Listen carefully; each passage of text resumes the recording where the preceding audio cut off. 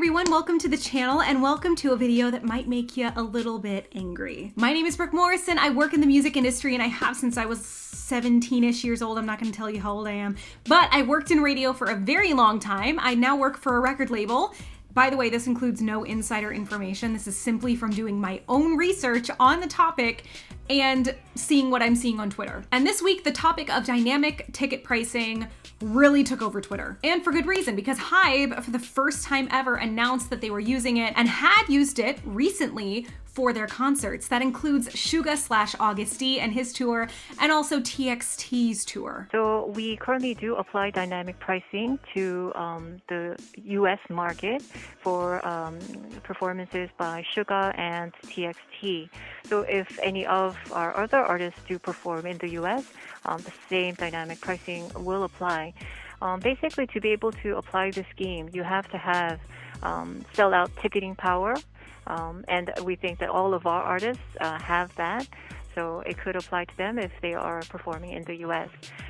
What about dynamic pricing in non-US countries? Well, we are considering our options, not just in terms of the pricing scheme, but we're also looking at what type of schemes best fits the different characteristics of different markets. So what exactly does all of this mean? What is dynamic ticket pricing? Why is it being used? How does it benefit anybody? Let's get into it. So dynamic pricing, also called real-time pricing, is an approach for setting the price of a product or a service that is highly flexible. The goal of dynamic pricing is to allow a company that sells goods or services over the internet to adjust prices on the fly in response to market demands. This is also known as surge pricing, demand pricing, or time-based pricing. I mean, it's already a practice that customers are accustomed to when it comes to buying airline tickets or hotel rooms. To put it another way, dynamic pricing is a computer algorithm that balances supply and demand in response to what people are willing to pay. So basically, the higher the demand for a product or an experience, the more that these companies are actually going to charge you, when in the past, this might have been a fixed rate. More demand for that flight to LA for Coachella, you're already gonna go. They already know that you bought a ticket to Coachella for whatever weekend it is. You spent the money on an outfit from Revolve. You wanna go see Frank Ocean, LOL.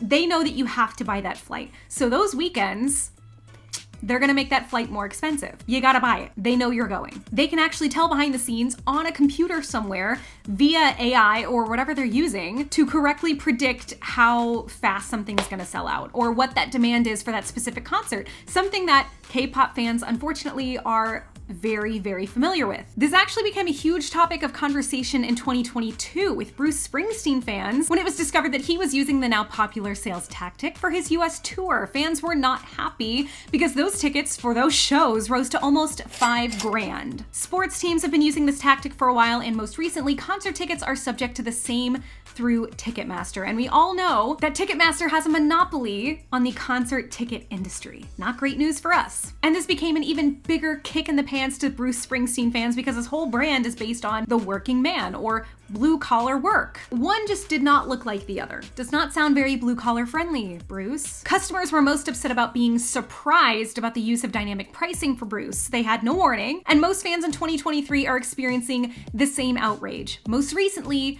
BTS fans, as HYBE just admitted they willingly opted into Ticketmaster's dynamic pricing model for their shows. This includes Suga's tour and TXT's tour, and probably any tour that they put on for the foreseeable future, unfortunately. The Harvard Business Review aptly explains the lesson from that is clear. Businesses need to clearly explain a new pricing strategy to customers in advance of implementation, something that HYBE did not do. But a lot of articles that I'm citing for this are actually geared towards businesses, so like Business Insider and things like that. And a lot of advice they're actually giving to companies is basically to ignore the sadness that customers are feeling. The Harvard Business Review goes on to question, is the boss required to set prices that are drastically below what the market will pay for all seats, even the best ones, question mark? I do not think so. Thanks, the Harvard Business Review. They go on to note that a lot of these tickets are going to be bought by scalpers or by fans who are actually buying extra tickets to resell at a higher price anyway. This article is targeted towards businesses who are most likely trying to make as much profit as possible in situations like these. So a lot of the advice was stuff like, be aware of the expectations at a company a high price, and your profit is not your customer's concern. Yeah, we're all living in hell. So yes, to answer that question, scalpers are indeed pushing that dynamic pricing way up, more than it would have been if it were just fans buying in. Not only are we seeing fans apply for Ticketmaster's verified fan presale, but scalpers have learned the code as well. So they pretend to be verified fans. They also get into Weverse. For those who are not BTS fans, you have to go into Weverse and be a verified fan there. Then you also have to be a verified fan on Ticketmaster. Scalpers have learned, obviously after multiple concerts, how to do this so they can get in on day one. It is no longer harder for them to get the same tickets. They just pay whatever you have to pay for the Weverse yearly fee. I don't even remember what it is at this point. I have it and I've paid it. What is it, like $25? I don't know. But they're doing the same thing. And to put salt in the wound, HYBE opting into dynamic ticket pricing virtually guarantees that we're never gonna see the base level price for tickets anymore anyway. And to put it into perspective about, why HYBE was even talking about this in the first place, it was a conference call and they were talking about their earnings. So let's get into that a little bit. If you do not know what HYBE is, they are home to BTS and TXT and 17 and LE SSERAFIM. The list goes on. HYBE's revenue grew 44.1% year over year to 410.6 billion South Korean won in Q1 of 2023. Those quarterly revenues for HYBE's Q1 convert to approximately $306 million. The company's second largest source of revenue in Q1 2023 came from album sales, and it was driven by solo releases from BTS members Jimin and Suga, as well as a strong album sales from TXT and 17. Other artist highlights noted by HYBE for Q1 include projects from New Jeans and LE SSERAFIM. Now, interestingly enough is where concerts come in, which might give us a little bit of insight as to why they did this. Elsewhere in HYBE's investor filing for Q1 2023, the company reveals that its concerts revenue fell 58.8% year over year to 25.22 billion won, which is approximately $18.8 million. But I'm gonna challenge that and I'm gonna say it makes sense when you don't have a large touring group at the moment like BTS, because 2 members right now are in the military. And did this really need to be bolstered in the year of 2023 if they already knew that BTS was going to the military and they wouldn't have BTS to tour, or at least all of them? They're not gonna have BTS until 2025, which fans knew as well.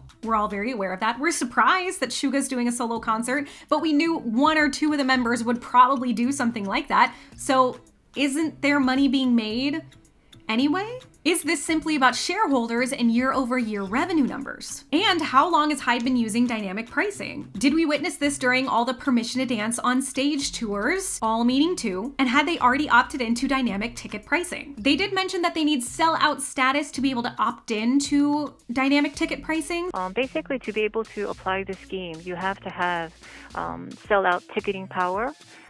And we think that all of our artists have that. Was PTD the tour that actually proved that they were able to sell everything out? Therefore, everything in the future is now going to be subject to dynamic ticket pricing. So many questions. But back to making money, HYBE reports that it generated 87.25 billion South Korean won, about $65 million in quote-unquote contents revenues, which was up 79.8% year over year. Wow. Wow. Like, honestly, that's an insane number. The company's results for Q1 reveal that its fan club, etc. revenues derived from the Weverse Superfan app activities, and it grew 37.3% year over year to 19.97 billion won, or about $14.89 million. So back to artists and using dynamic ticket pricing on Ticketmaster. This is not the first time we've seen this with other artists as well. And most recently we saw this with Taylor Swift and her fans being pretty upset that she was using it. And again, I'm very sure this is not the end of any of that. Now, moving forward in regards to accountability, when do we need to start asking artists themselves if they're the ones opting in or saying yes or no to Ticketmaster's dynamic ticket pricing model? Don't come at me. Obviously, fan of a lot of artists, will still buy the tickets, will still go, will still have a great time. But if it does become apparent at some point that artists are the ones saying yes to this, will we stop buying tickets to their shows? Would it affect you at all? If you're a Taylor Swift fan and you found out that she was the one who was like, yes, let's do this, it's gonna make us more money on the back end, just throwing a name out there, please don't come for me, oh my god, please don't. But would Taylor Swift fans be like, okay, well girl, that's a lot, until you stop that, we're not gonna buy tickets to your shows? I think it'll be very interesting to see how this all goes moving forward, but if you have any more questions about dynamic ticket pricing that I might be able to answer, please drop them in the comment section below. Any other videos you would like to make sure to let me know. You can find me on IG at I am Brooke Morrison, and as always, until next time, thank you guys so much for watching. Bye.